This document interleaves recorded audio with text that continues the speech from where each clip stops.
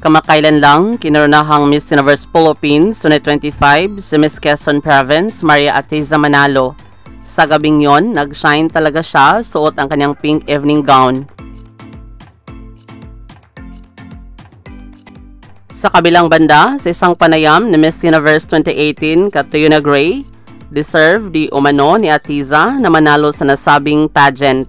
Dagdag pa ni Catriona, posible niyang masungkit ang corona ng Miss Universe 2025 na ganapin sa bansang Thailand. Matatandaan na sa bansang Thailand nakoronahan si Catriona noong 2018. Ngayong taon kaya masungkit ni Atiza ang corona sa ikilimang pagkakataon.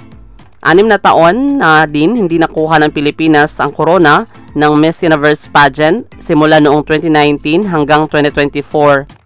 Pero nakakuha tayo ng Miss Universe Asia na si Chelsea Manalo na kauna-unahang Miss Universe Continental Queen ng Asia.